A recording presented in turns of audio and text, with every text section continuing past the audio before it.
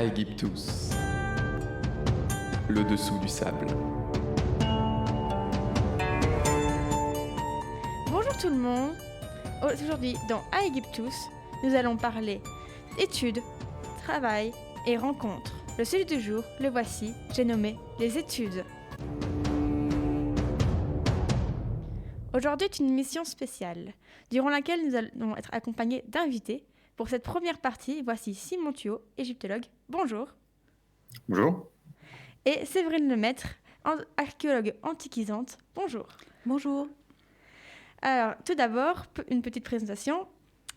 Simon, vous êtes égyptologue, vous avez travaillé avec les universités de Pise et de Berlin, c'est ça ? Tout à fait. Pour plusieurs projets, et vous avez monté votre chaîne YouTube qui s'appelle Le Pharaon. Exactement, tout à fait, oui. C'est une chaîne YouTube sur laquelle j'ai voulu vulgariser mon travail et mes connaissances autour de l'Égypte ancienne. Il y en avait assez peu sur YouTube qui traitaient de ce sujet en particulier, donc je me suis dit que j'allais mettre mon expertise, si je puis parler ainsi, en tout cas mon accès aux sources et à la méthode historique à profit et permettre à tous les passionnés et les simples curieux de trouver un petit peu ce qu'ils peuvent rechercher autour de l'Égypte sur Internet. C'est un peu aussi le but d'Aegyptus, dans un sens, vulgariser les informations. Séverine, vous êtes archéologue antiquisante, donc, et vous travaillez à l'université de Poitiers. Est-ce que vous pourriez nous parler un peu de vos études ? Oui, bien sûr, oui. Je suis enseignante chercheuse effectivement à l'université de Poitiers en histoire de l'art et archéologie antique. Alors mes études, j'ai d'abord commencé en fait par des classes préparatoires littéraires après mon baccalauréat.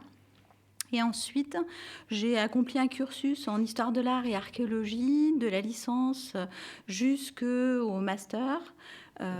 Et ensuite, j'ai enchaîné avec un doctorat à l'université Lyon-Lumière. Et puis après, je me suis présentée sur les postes, en fait, à des concours d'enseignants-chercheurs.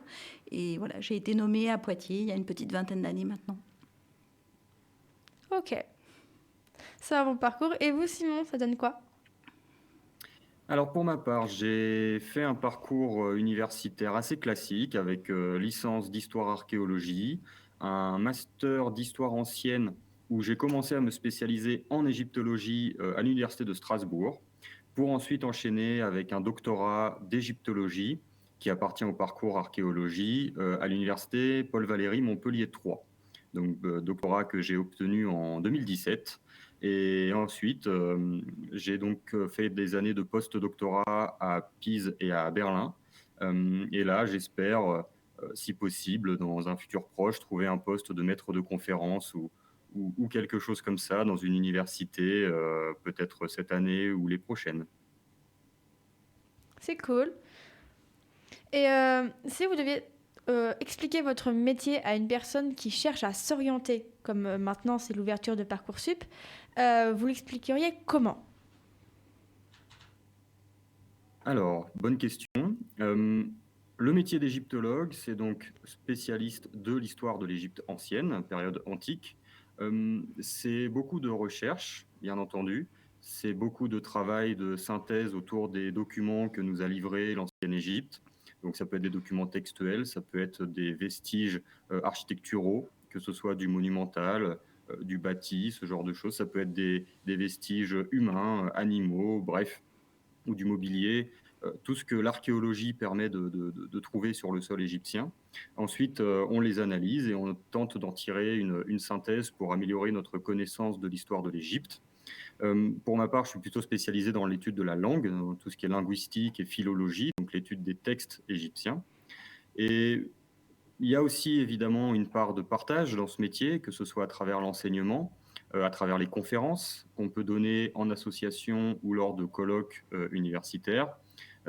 Et on peut aussi évidemment écrire, on doit même écrire des articles, voire des ouvrages qui résument nos recherches et qui permettent justement à la science d'avancer et à la connaissance de progresser. Donc c'est beaucoup de recherche et une grande part également d'enseignement et de partage. Et beaucoup de partage et de communication, puisqu'il y a beaucoup d'échanges avec d'autres métiers. Est-ce que, Séverine, vous avez déjà échangé avec d'autres archéologues et égyptologues dans le cadre de votre profession d'antiquisante? Oui, bien sûr, en fait. Ce qui fait un peu la spécificité du métier d'égyptologue, c'est le terrain, c'est-à-dire le terrain égyptien. Un archéologue voilà, travaille aussi sur d'autres terrains. Il y a des égyptologues, archéologues également. Pour ma part, j'ai travaillé déjà en Égypte, à Alexandrie, à Boutou, par exemple, dans le delta du Nil. Alors, ce qui est intéressant pour moi, enfin, ce qui m'a passionnée en fait, en réalité, dans l'archéologie, c'était à la fois ce contact avec le terrain et les objets directement issus des sociétés anciennes qui vous rapprochent en fait de ce qu'étaient ces populations dans l'Antiquité. Et puis le côté que mon collègue a souligné également, c'est le cheminement intellectuel et le discours que l'on doit construire à propos des sociétés anciennes, en observant les vestiges voilà, qu'ils nous ont laissés, enfin en tout cas qui sont parvenus jusqu'à nous. En fait, c'est ce côté-là que je trouve vraiment passionnant dans mon métier. Ouais, toucher des morceaux d'histoire. Tout à fait. Et du coup, si vous deviez expliquer le métier d'antiquisante, ça donnerait quoi? Alors, le métier d'archéologue antiquisante, c'est tout simplement en fait une spécialisation chronologique, hein, c'est-à-dire qu'on travaille sur la période antique, ce qui inclut une partie aussi de l'histoire et de l'archéologie de l'Égypte ancienne. Hein. Elle a été gréco-romaine à un moment de son histoire, donc l'Égypte, enfin l'Antiquité, disons, et la spécialisation dans l'Antiquité concerne notamment l'espace méditerranéen, par exemple, en fait, dans mon cas, oui. Donc uniquement l'espace méditerranéen, ou est-ce qu'il y a une spécialisation, par exemple, plutôt outre-Atlantique? Alors, alors, il existe bien sûr une archéologie outre-Atlantique, mais qui porte sur les populations locales, en fait, qui se sont implantées sur le continent américain. Alors ça, ce sont des spécialités différentes. Le terme antiquisant, si c'est la question que vous posez, s'applique plutôt en fait à la période de l'Antiquité telle qu'on l'a définie, autour de l'espace méditerranéen, mais ça dépasse quand même le cadre méditerranéen strict, c'est-à-dire que les provinces, par exemple, romaines de l'Empire romain, participent pleinement à cette histoire et à cette archéologie de l'Antiquité. Voilà, effectivement, je rebondis sur ce que dit ma collègue. Il existe bien sûr une archéologie donc outre-Atlantique, avec notamment les civilisations mésoaméricaines, précolombiennes, etc., donc qui couvre plus ou moins du début de l'ère chrétienne jusqu'à la fin du Moyen-Âge. Et on a aussi, bien sûr, une archéologie très importante aussi sur le continent asiatique, notamment, je pense, aux sociétés chinoises. Mais c'est vrai que lorsqu'on parle, notamment en France, d'historiens ou d'archéologues antiquisants, on va plutôt penser d'abord aux sociétés dites classiques, la Grèce et Rome, et ensuite éventuellement aux sociétés proche-orientales, Sumer, l'Égypte, etc. Puis on peut étendre géographiquement jusqu'au nord de l'Europe, mais bien entendu, le métier d'historien évolue aussi avec l'endroit où on le pratique. Donc en France, on va plutôt se spécialiser sur les sociétés qui nous sont proches, tandis que des historiens formés en Chine ou au Mexique auront tendance à plutôt se concentrer sur des sociétés qui vont leur être plus proches. C'est assez cohérent. Le secteur géographique est donc très important. Mais est-ce que l'ensemble géopolitique est également important lorsqu'on fait des fouilles dans tel ou tel endroit, notamment en Égypte, qui a quand même une législation assez stricte sur le déplacement des objets? Oui, alors pour ce qui est du terrain égyptien, effectivement, c'est en plus une législation qui a énormément évolué depuis ces dernières décennies. Premièrement, avec le fait de ne plus pouvoir sortir les objets du territoire égyptien, ce qui peut tomber sous le sens, puisque l'Égypte veut conserver son patrimoine et son antiquité. Donc, tout ce qui est extrait du sol égyptien doit être analysé en Égypte et laissé sur le territoire. Et c'est vrai que l'archéologie se confronte parfois à des difficultés d'ordre plus ou moins administratif, euh, puisqu'il faut notamment, alors je parle surtout pour l'Égypte puisque c'est ce que je connais le mieux, il faut obtenir tout un tas d'autorisations diverses et variées de divers ministères pour pouvoir accéder au terrain. Et même une fois qu'on est sur le terrain, on n'a bien évidemment pas le droit de faire tout ce qu'on veut. Nous sommes sous la surveillance en quelque sorte de personnes qui viennent vérifier que le chantier se déroule bien et selon les règles établies au préalable. Donc oui, la situation géopolitique de certains pays contribue énormément à l'activité sur place. Si je peux ajouter un mot, je dirais que j'ai vécu la même expérience en Turquie où j'ai beaucoup travaillé pendant une quinzaine d'années. Mais en fait, nous sommes invités à travailler dans ces territoires étrangers, dans ces pays étrangers. Il faut donc se conformer et bien sûr à la législation en vigueur qui porte sur les biens culturels en particulier. Et voilà. Donc c'est parfois compliqué, mais je dirais que nous n'avons pas le choix en fait si nous voulons travailler sur ces terrains. Voilà. Et donc, pour beaucoup de voyages à l'étranger, ce qui implique bien sûr la connaissance des langues, quelles sont les langues qui, selon vous, seraient à préconiser pour travailler dans le milieu de l'antique ?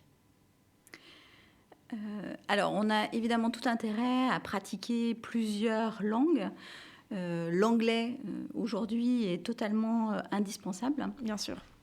Lorsqu'on travaille en archéologie, on est amené à travailler dans des terrains parfois reculés, en pleine campagne, où les personnes sur place ne parlent pas forcément anglais. Et il faut en général donc se mettre à acquérir plutôt quelques rudiments de la langue. En l'occurrence, pour moi, c'était la Turquie. Mais en Égypte, c'est la même chose.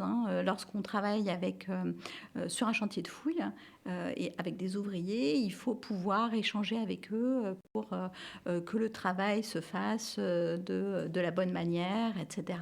Donc, il faut acquérir des langues. Et alors, pour ce qui est de la recherche, si on pousse un peu plus loin, la maîtrise de ces langues étrangères est devient là aussi très rapidement indispensable.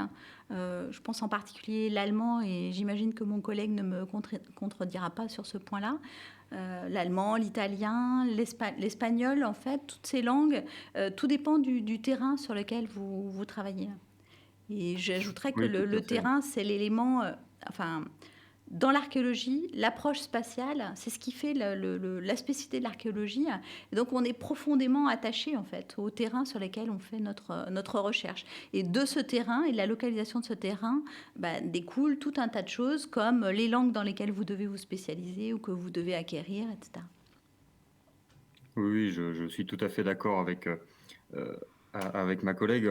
Pour ce qui est de l'égyptologie, effectivement, l'allemand, bien sûr, est très important. L'égyptologie est une discipline qui s'est fondée en grande partie à travers les chercheurs français, allemands et britanniques. Donc français, anglais, allemand, pour ce qui est des langues vivantes, sont quasiment indispensables. L'italien occupe une place aussi très importante, puisque un des principaux collègues de Jean-François Champollion, qui a déchiffré les hiéroglyphes, était italien. Donc l'Italie a une histoire très importante avec l'égyptologie. Et effectivement, sur le terrain, avoir au moins des rudiments d'arabe égyptien est extrêmement important, puisque en dehors des coordinateurs ou des maîtres d'œuvre sur les chantiers, les ouvriers et certaines personnes qui viennent nous aider sur le côté logistique peuvent effectivement ne pas parler du tout l'anglais, le français. Donc avoir quelques éléments de la langue locale est évidemment un très gros plus. Et tout ça, c'est évidemment sans parler des différentes langues mortes qui peuvent concerner bien sûr les vestiges que l'on met au jour. Et pour ce qui est des langues vivantes, français, allemand, anglais, italien et la langue locale de nos chantiers, oui, ça paraît beaucoup, mais c'est au final assez indispensable au quotidien. Donc il faut être au moins quadrilingue, au final. C'est un plus. Oui, disons qu'il faut pouvoir, pour les langues qui concernent plus particulièrement la recherche, il faut être capable de les lire, pas forcément de parler couramment, mais de lire et de comprendre, pour échanger avec les chercheurs d'autres nationalités, tout simplement. Et j'allais justement poser la question sur les langues mortes, mais du coup, on m'a coupé l'herbe sur pied. Mais sur le secteur méditerranéen, les langues les plus importantes seraient donc le latin, Et le grec. le grec et peut-être l'hébreu, non? Alors L'hébreu n'est pas complètement une langue morte, Non. puisqu'elle est encore pratiquée énormément. Mais est-ce que c'est une langue utile Alors pour l'Antiquité, en fait, ce sont les langues, c'est l'araméen par exemple, ouais. mais qui sont des langues rares et peu utilisées et peu connues en fait, même s'il y a des spécialistes hein, bien sûr, mais il y a aussi d'autres langues spécifiques dans la péninsule arabique utilisées dans l'Antiquité. L'acadien, le sumérien peut-être aussi? Pour la période de l'Orient ancien, effectivement. Donc, toutes ces langues-là, il faut avoir... Enfin, encore une fois, tout dépend de votre terrain de recherche. Mais c'est vrai que pour l'espace méditerranéen, la période classique, avoir des connaissances en latin et en grec, ça paraît un plus indéniable. Oui. Oui, tout à fait. Après, pour ce qui est effectivement des langues orientales, hébreu, araméen, syriaque et compagnie, c'est vrai que là, on va entrer dans des spécialisations vraiment assez poussées, avec des sites vraiment bien particuliers, des aires géographiques très particulières. Latin et grec, même dans le cadre de l'égyptologie, c'est vraiment pas à négliger, d'autant que l'Égypte a été en contact avec la Grèce de longue date et évidemment est devenue une province de l'Empire romain, une province romaine au moment de la bataille d'Actium, où Octave bat Marc-Antoine. Donc le latin n'est évidemment pas à négliger. Après, lorsqu'on est égyptologue, c'est vrai qu'on va quand même plus se concentrer sur les langues égyptiennes en particulier. En tout cas, la langue égyptienne et ses différents stades, puisque sur 3000 ans d'histoire, une langue, elle évolue forcément.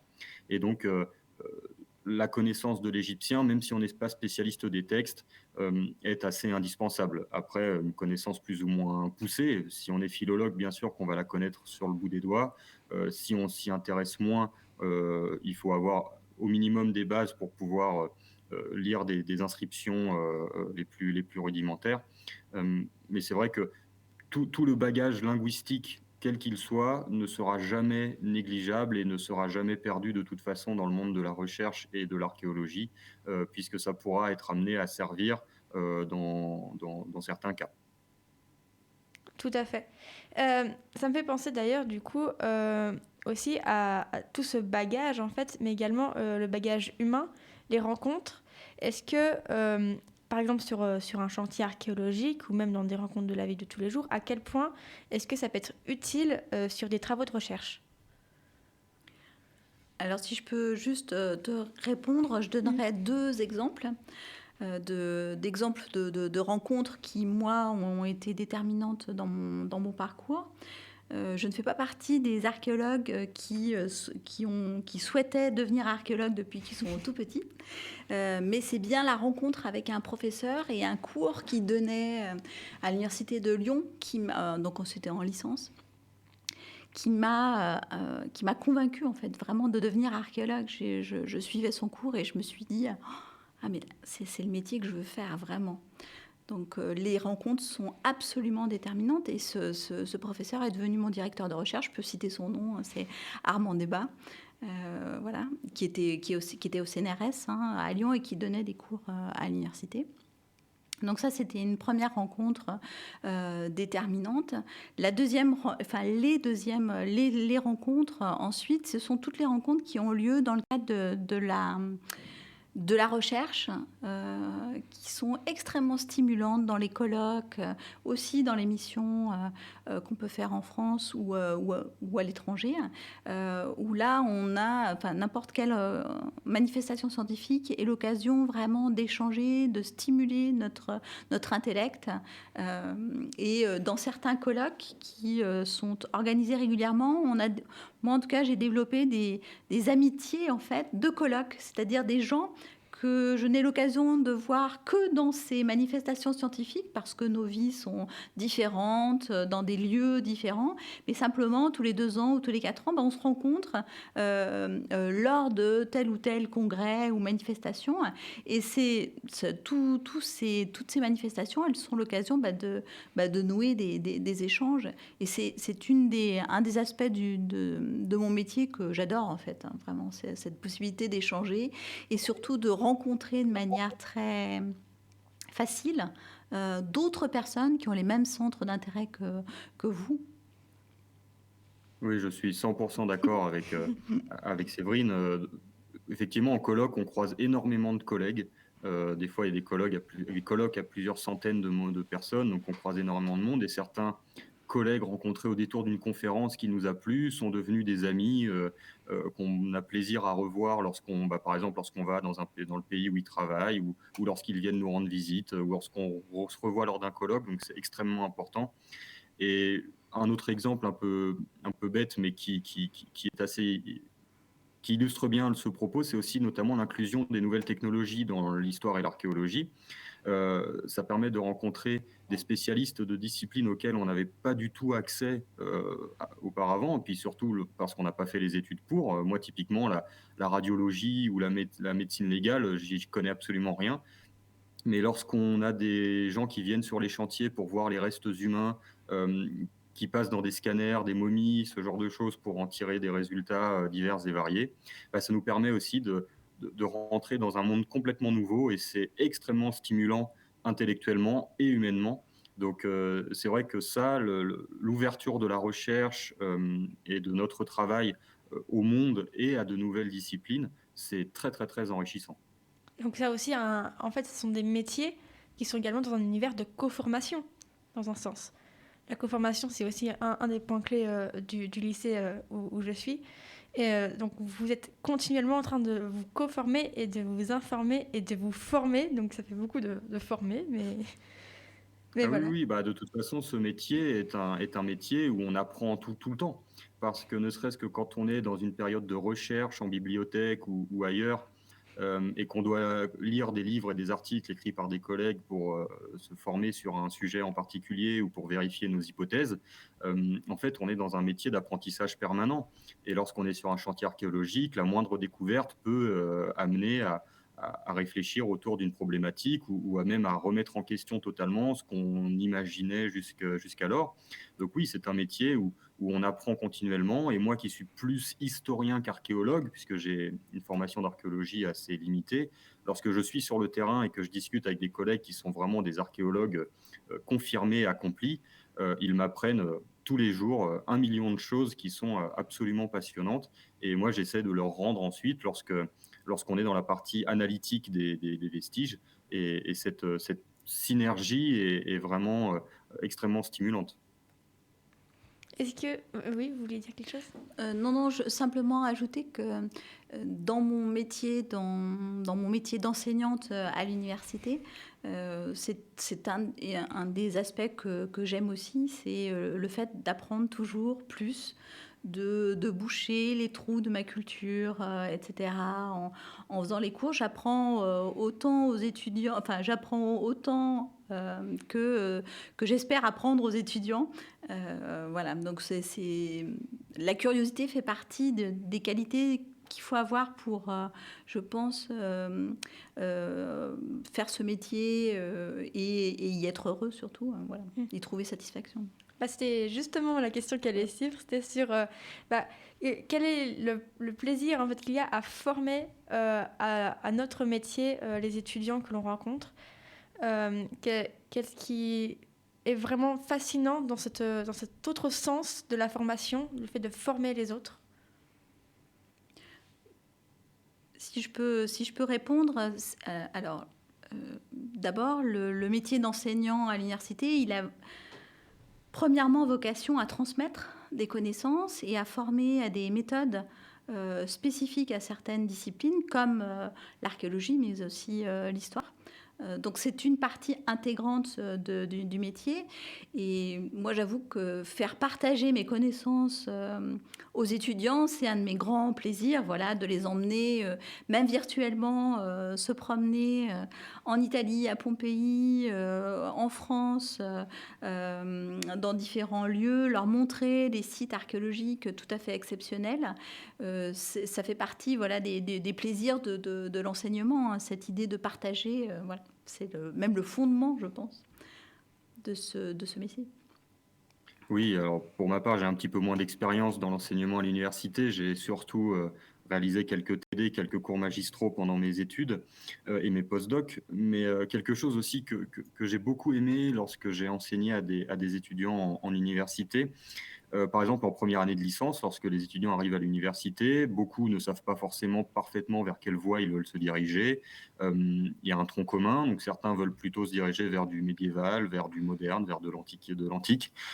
Mais il y a des cours qui parfois sont en commun avec ces différentes vocations. Et ce que j'aime aussi, c'est montrer à quel point le métier d'égyptologue n'est pas forcément celui qu'on s'imagine une fois qu'on arrive à la fac. C'est pas juste réfléchir à comment ont été construites les pyramides, et ce n'est pas non plus passer 10 mois sur 12 en Égypte, au pied des temples, à fouiller le sable à la recherche d'un vase en or ou d'une tombe cachée.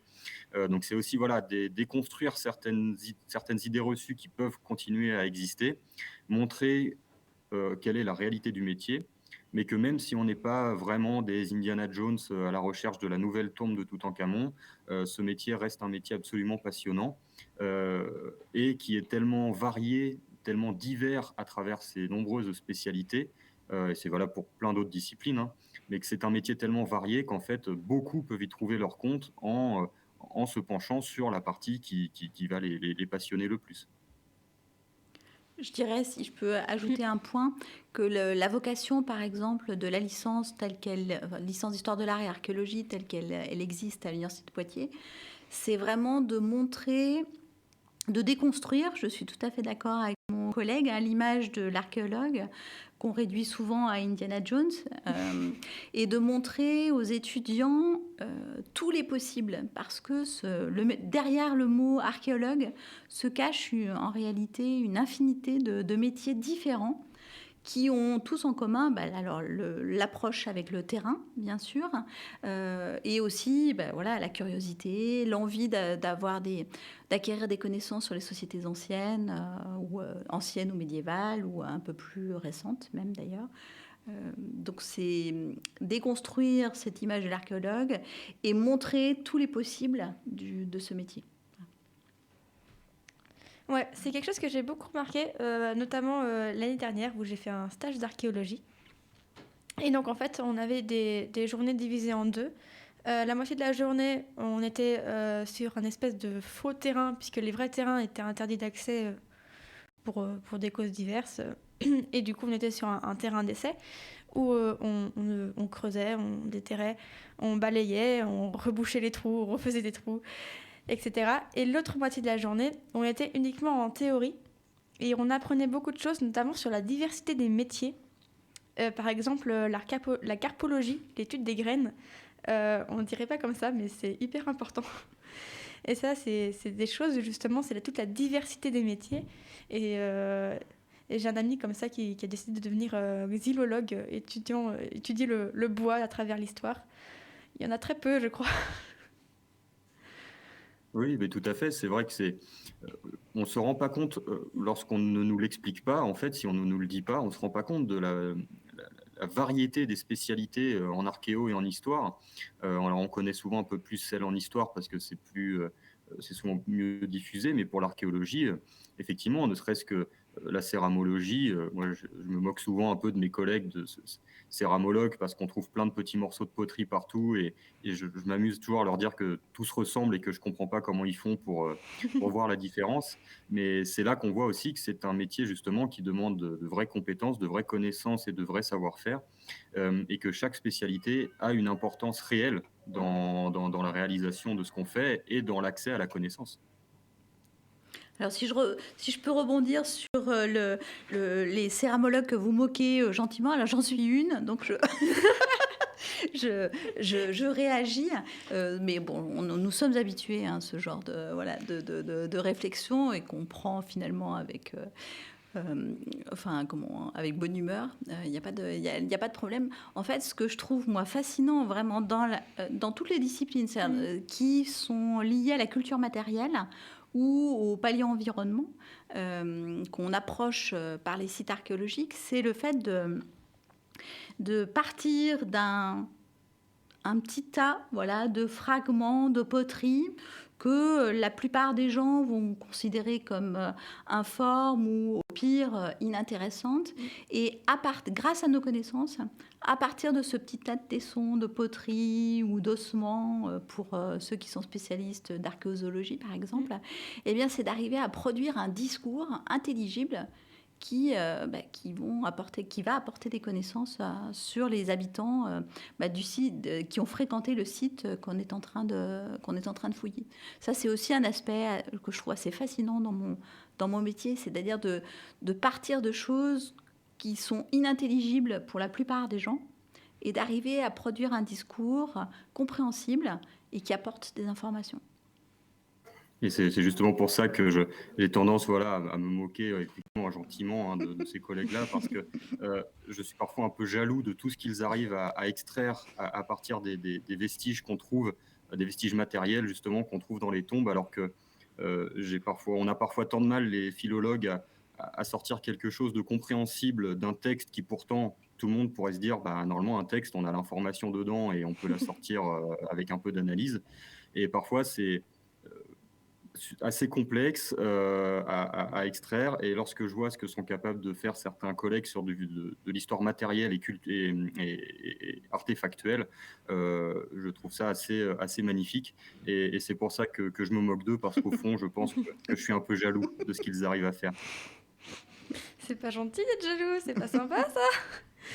Mais c'est vrai que moi-même je jalouse beaucoup les gens qui en font des si beaux métiers, parce que c'est vraiment ce que je voudrais faire plus tard. Mais ouais, et si vous deviez définir en un seul mot, votre métier, ça donnerait quoi? C'est dur. C'est une question difficile. C'est dur, hein. Un seul mot, moi je dirais terrain. Ouais. Et pour ma part, résumer mon métier en un seul mot... c'est vraiment très difficile. Allez. Je vais me lancer. Je vais pas dire quelque chose que j'utilise au quotidien, un objet ou quoi, mais stimulant. Ouais. Moi, j'avais hésité avec curiosité, parce que c'est une des qualités qu'il faut, indispensable pour faire ce métier, puis pour s'amuser. Hein. Oui, ça c'est quelque chose de très important, effectivement, la notion de plaisir dans le métier. Lorsqu'on fait quelque chose comme ça, suite à des études longues, il faut prendre du plaisir à ce qu'on fait. Et c'est pour ça que la notion de stimulation me plaît beaucoup, parce que lorsqu'on a un terrain d'étude qui nous plaît, en fait, on a toujours envie d'aller plus loin et au bout de ce qu'on a commencé. Et souvent, quand on commence quelque chose, il y a 20 ramifications qui partent d'une petite question. Et on a envie de toutes les étudier, même si c'est humainement souvent impossible. Mais c'est pour ça que c'est très stimulant, parce qu'en fait, c'est un fil qu'on tire et qui ne verra jamais le bout. Et c'est ça qui est un peu frustrant, mais aussi tellement extraordinaire. Eh ben, je pense qu'on a fait le tour. C'est le mot de la fin.